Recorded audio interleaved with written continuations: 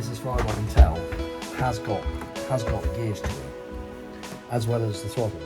But for some reason, the gears aren't working, and I don't know why. Okay. I don't know what you press, pull, or anything. Thing on the side.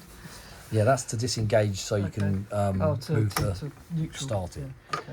Okay. So I don't know what's going on there with that. This is actually Morse steering. Okay. And we're going to have to disassemble the back to find out what's going on with that.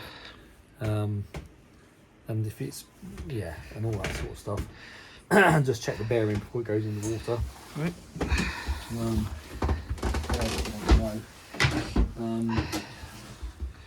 Yeah, so leave these chain plate bits here. That's dried though, isn't it? Yeah, there's a bit of water in there. Okay. But on the whole, On the whole, it's not bad. dry, There was yeah. there was that much in there the other day. Right. So that's from the other But day. we've had a little bit of water in the bottom of that all the time and not emptied it. No, that was dry the other day. Oh, was it? Okay. Yeah.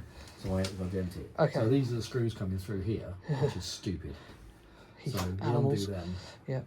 Fill Fill that that. out. Yeah. This top chain plate's going to come off, so we have to unbolt that Okay. and take that off and Yeah. just do the cover chain plate and then Okay. rebed it. Okay. These are going to be fine. Okay. in Good. Here. Just that top one. Yeah. All right. Well, So- while it's all exposed. I don't mind doing the top one. I didn't really want to do these. No. I remember doing them last time. That was a real faff. Yeah. Okay. Do you remember if there was any gimbals and stuff for this? The pan holders and that sort of stuff? Yes. They're in drawers. They're in the drawers? Yes. Okay. Yeah. So I'm tempted to say let's take that home, get Yes. it out and take it home. I was going to suggest that actually. Give it a good clean up. And also the blocks that hold it in place and everything else are all moving. Moving, as in they're not. The cheek blocks that are Oh, right, here okay. are moving. They're wonky. Okay. Yeah. Right. So we need to they look at that. replacing anyway. Yeah. But I was thinking if we could get that away, clean it up, and then bring it back. Yeah. Obviously, we need to check the gas. We need to replace These are all new gases. gas lines. Yeah. If we're going But- in gas, we'll need all new gas lines. Yeah, but once we've got that, we can have hot water when we're working on the rest of the boat. Right. Ka-ching. Okay. Say okay again. Okay. It's on take.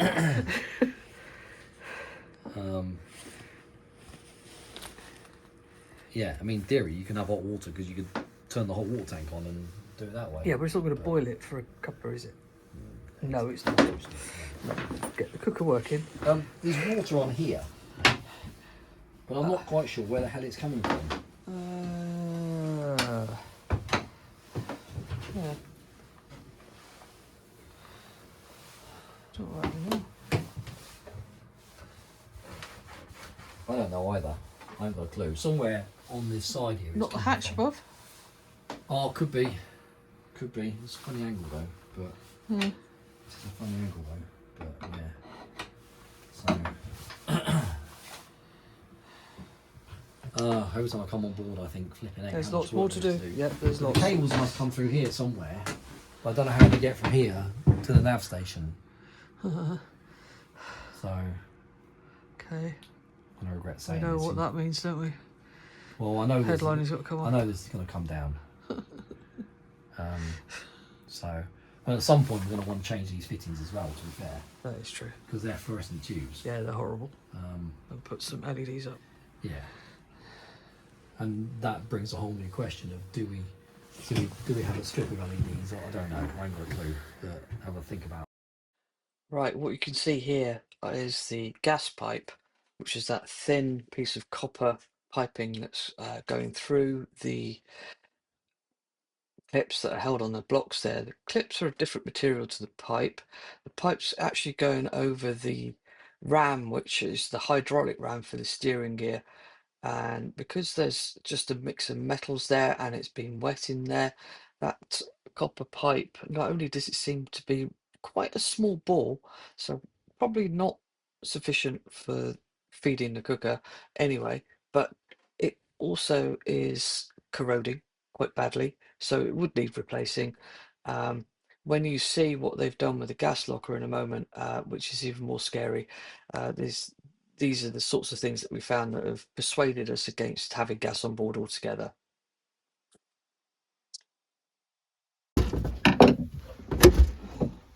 Okay, Okay, in a minute, because I'm now filming, so I'm going to ask you what you've actually found there. Describe what you can see. Oh my Christ! Okay. On a scale of 1 to... Yikes, how bad is it? Well, besides the other stuff we found here, so this... Take the camera. This here...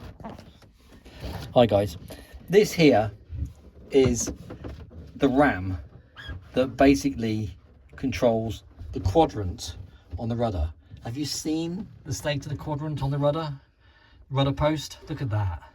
And this little pipe here that comes down through it, can you see the amount of corrosion on that? Guess what that is?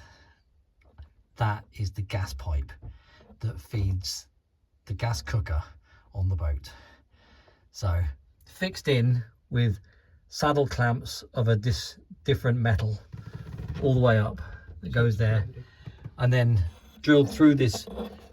So this, well, gosh, I don't know where to start. So this 12mm piece of shit ply, not even good ply, but typical Hunter quality ply,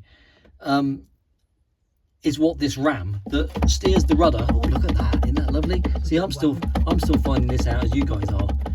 So we've got a corroded bracket, and I love the Heath Robinson bit underneath here. I don't know if you can actually see this underneath here, but what the holy. Oh, that's the stops. All right, sorry, I'm talking rubbish now. That's the stops for the rudder. Okay, I can see what that is now. Right.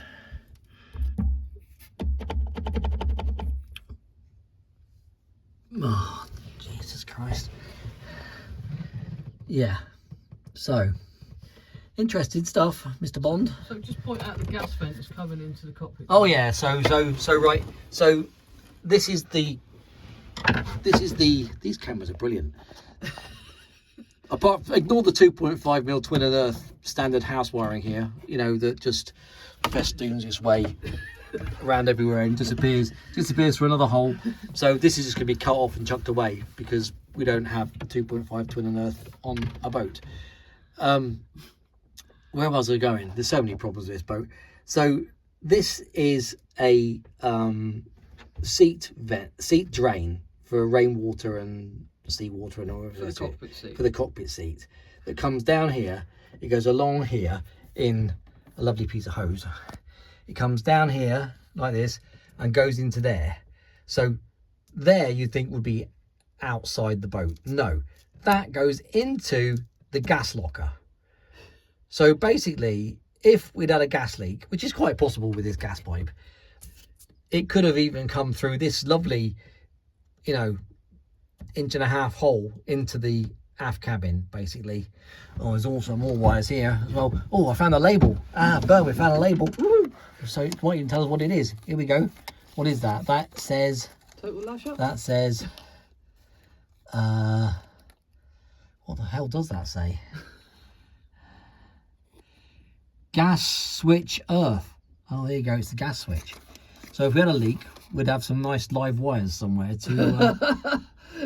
Yeah, but the thing is, if the gas locker... Gas switch fused. If the gas leaked in the gas locker vent has the cockpit drain going into it. Yeah. So, and if the bottom of the cockpit drain blocked... Yeah. You would have water in there. Yeah. And then gas on top of that. Well, that runs uphill anyway. Yeah, it does rather, yeah. And then you flick a switch, and it's just what goes kaboom, kaboom. Oh, Peter, you're In the world. If I wanted to bob in the marsh, eh? Kaboom. Okay. Good to know. By the way, folks, we're going to take the gas off. We've been debating whether to have a gas cooker or not. It's a nice looking gas cooker, not going to lie, but we have an aversion to gas on boats because, generally speaking, any time a boat goes kaboom, it's down to gas. So we are probably going to saddle ourselves with a whole ton of charging issues, but we're going to go electric because it's just safer. And electricity doesn't store in pockets and get blocked up by water and doesn't need venting to the outside. The reason I couldn't find the cables coming from the wheel inside to here, I thought they'd go down there through the floor, under the floor, and come to this side of the thing. Right. But they don't. Okay. So where did they actually come up here somewhere through here? I think this is them here. This one here. Right. That one there comes up here, goes up to there. It's then screwed to the bulkhead with some sort of fitting. I don't know what that is, to be honest. Whether it's some sort of extension fitting or what, I don't know. Okay. And then comes down here. So those are those cables? There. Yeah. So there you steering. To operate the rudder from the wheel. Yeah. I don't know how this system works actually. I can't even find a make on it.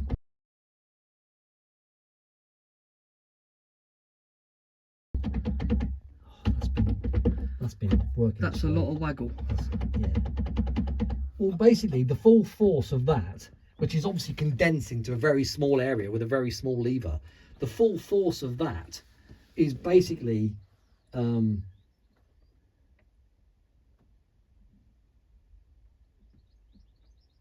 this 12mm ply. That's it. There's no supports underneath it, nothing. It's just on this piece of 12mm ply. So it's the only thing that's stabilising it all together? Yeah, that's it. Okay. So there's no batten underneath there, no backing pad, nothing. It's just a piece of 12mm ply. I mean, any shear forces on that must be horrendous. Yeah. I mean, if you did get attacked by an orca in the Bay of Biscay or something like that, and they tap that, this would all literally just explode. Yeah. Before the rudder broke, that would all disappear. Well, anybody that's ever steered a boat with a tiller knows how much force there is on it, don't they? It's unbelievable. Okay. Well, I don't know how the stern gland on that, the gland on that works. I don't know. Well, we need to disassemble all that, clean it all up, grease it, sort it out, and everything else. So. All right. Well, thank you for joining us. This is, yet another moment of disassemblage and yet another project we found.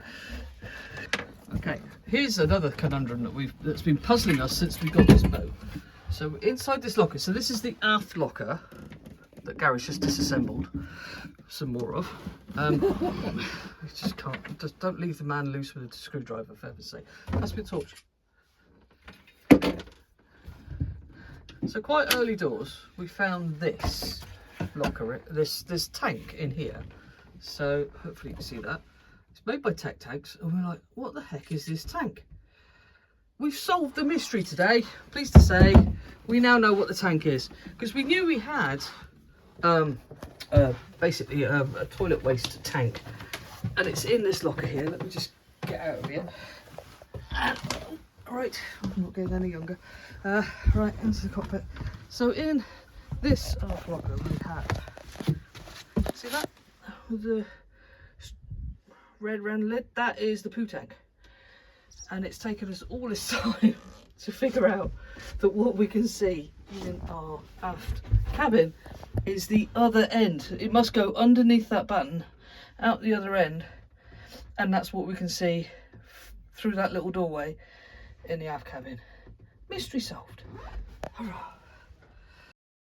It's a schematic of our boat, and I've highlighted in red where the poo tank sits roughly, not to scale. I will leave you with some still pictures of the stern of the boat, showing the steering gear and all the corrosion that's going on there, including the gas pipe.